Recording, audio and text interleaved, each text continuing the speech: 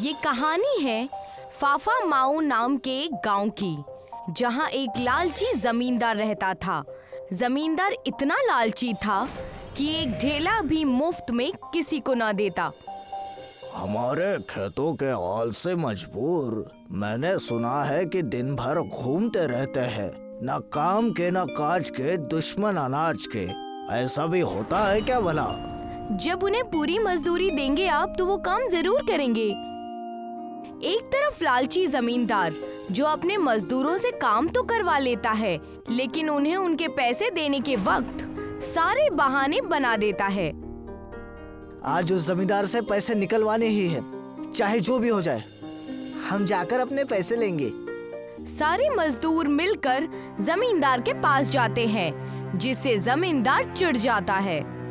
आज महीने की पहली तारीख है, तनख्वाह का इंतजाम हो जाता तो हमारे लिए अच्छा होता। कैसे पैसे?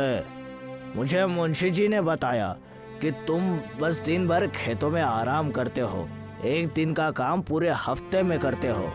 इस हिसाब से तो तुम्हें मुझे किराए के पैसे देने चाहिए। हैं? कैसा किराया मालिक? हमारे कुछ समझ में नहीं आ रहा। मेरे खेतों में रहने का किराया? मैं उस रकम की बात कर रहा हूँ। ये तो सरासर जुल्म है। हमें हमारी रकम दीजिए। मुझे इस महीने का काम दिखाओ। चलो खेतों में मैं तुम्हारे साथ चल रहा हूँ, चलकर देखूंगा। जमींदार उन मजदूरों को लेकर खेतों की ओर जाता है। जैसे ही वो सब वहाँ पहुँचते हैं, उन्हें वहाँ जग्गू दादा खेतों में काम करने की बजाय सोते हुए नजर आते हैं। देखो, ये हो रही है मेहनत। जमींदार जग्गू दादा को उठाने की कोशिश करता है। अरे जग्गू, उठो। देखो, खेतों में हल चलाना बाकी रह गया है। इतना सारा काम पड़ा है, कब करोगे तुम? तुम्हें पता है काम करना कितना बड़ा पाप है? जग्गू दादा, मालिक हमारे सामने खड़े हैं, तुम सो रहे हो। जब तक ये सारे काम नहीं हो जाते, मैं तुम्हें 1 रुपया नहीं देने वाला। इतना कहकर जमींदार वहाँ से चला जाता है। पैसे न होने की वजह से सारे मजदूर एक दूसरे से झगड़ने लगते हैं। अगर तुम दोनों ने अच्छे से काम किया होता तो ये नौबत नहीं आती। हमारी गलती। आधे महीने तो तुम ससुराल में रहते हो और बड़ी बड़ी बातें करते हो। चुप रहो तुम दोनों। जमींदार साहब के यहाँ मैं बहुत पहले से काम कर रहा हूँ। वो हमेशा ऐसा ही करते हैं। हमें खेतों में काम करना ही होगा। तीनों ने मन लगाकर उस दिन खेतों में काम किया था। जैसे ही जग्गू दादा ने जमींदार के खेतों में फावड़ा मारते ही उन्हें एक आवाज सुनाई दी। ये आवाज कैसी है? ये तो किसी चीज की आवाज है। मैं वहाँ से मिट्टी हटा के देखता हूँ, शायद वहाँ हमें कुछ मिल जाए। घनश्याम और नीरज दोनों ही वहाँ से मिट्टी हटाने लगते हैं और वहाँ उन्हें एक चमकती हुई कांच की एक बांसुरी दिखाई पड़ती है। ये क्या? इस पे तो बांसुरी नजर आ रही है। इस बांसुरी से होगा क्या? लाओ, मुझे दो, मैं उसे बजा के देखता हूँ। बचपन में मैंने मेरे नाना जी से कई सारी चीजें बजानी सीखी थी, हारमोनियम, तबला, लेकिन इसमें कहीं भी बांसुरी का जिक्र दिखा नहीं मुझे। तू मुझे दो तो सही, मैं देखता हूँ। नीरज घनश्याम से बांसुरी ले लेता है और उसे बजाने लगता है। जैसे ही बांसुरी बजती है, उसकी मधुर आवाज से पूरा गांव गूंज उठता है। क्या सुहाने स्वर है। नीरज बांसुरी बजाता ही रहता है।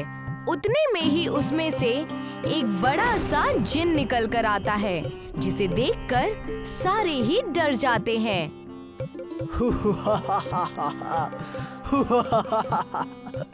अयो, कितने दिनों बाद धूप देखा जी। वनक्कम अन्ना, एम थलाइवा। उस जिन की भयंकर शक्ल देखकर सब डर जाते हैं और वहाँ से इधर उधर भागने लगते हैं। अरे अरे, रुक जाओ जी, रुक जाओ। तुम लोगों का हर ख्वाहिश मैं पूरी कर सकता हूँ जी। कमाल है, साउथ इंडियन जिन। ये कैसा मजाक है? आइयो, मेरी पैदाइश के समय मेरी अम्मा तमिलनाडु में थी। हम रजनीकांत अन्ना का बहुत बड़ा फैन जी। क्या सच? तुम हमारी सारी ख्वाहिशें पूरी कर सकते हो? लेकिन एक शर्त पर, तुम्हें मुझे अब हमेशा ही काम देना होगा। अगर हमने नहीं दिया तो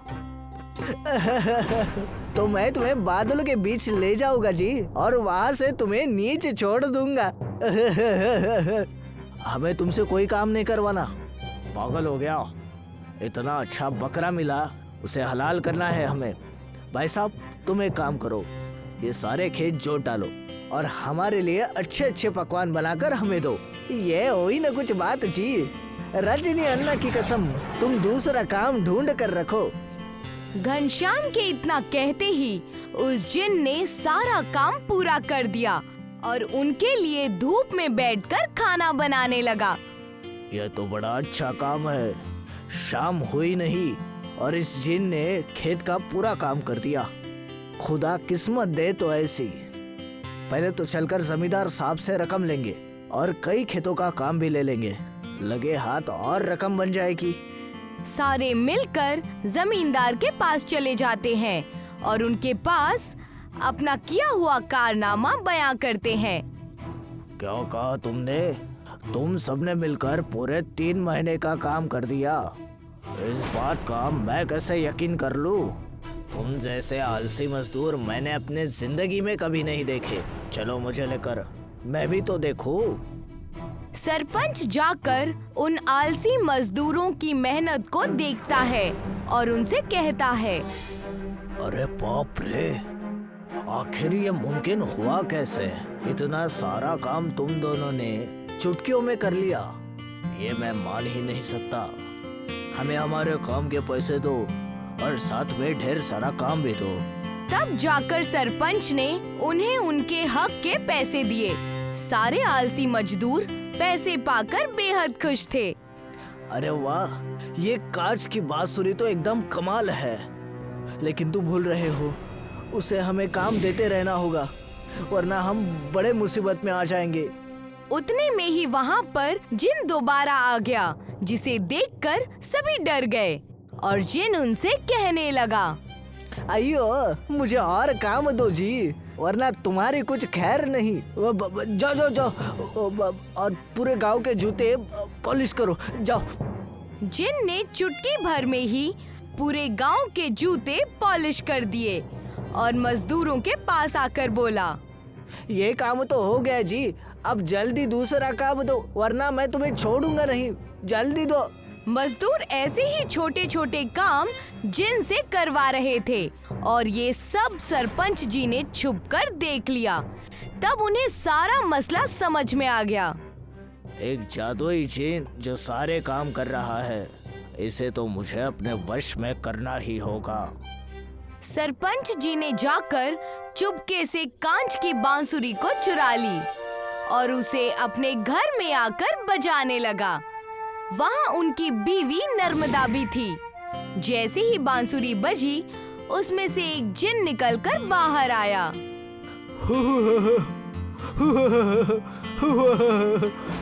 मुझसे जो काम करवाना है करवा लो, लेकिन काम करवाते रहो, वरना मैं तुम्हें कहाँ जाऊंगा।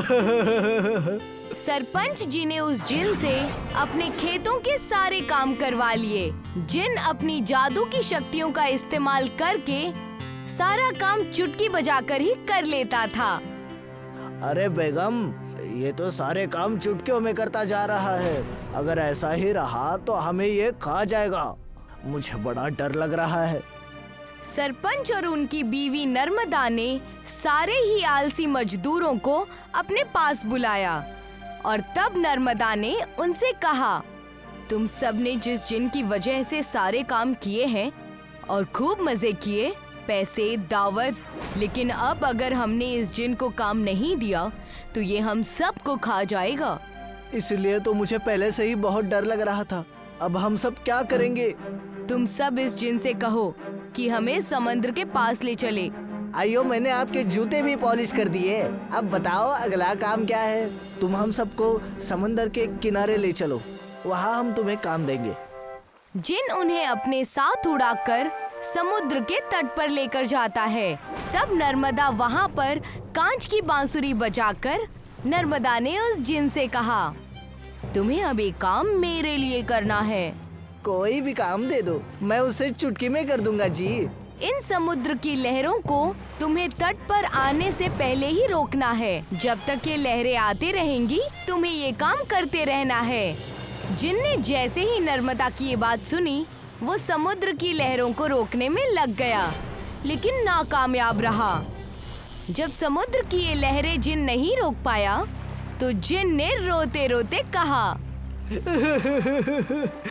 मुझे जाने दो, मुझे जाने दो जी, मुझे और गुलामी नहीं करनी जी। मुझे दोबारा उस बांसुरी में जाने दो जी और इस समंदर में फेंक दो जी। कृपया करके बांसुरी बजाओ जी। रजनी अन्ना की कसम, अब मैं दोबारा इस धरती पर नहीं आना चाहता।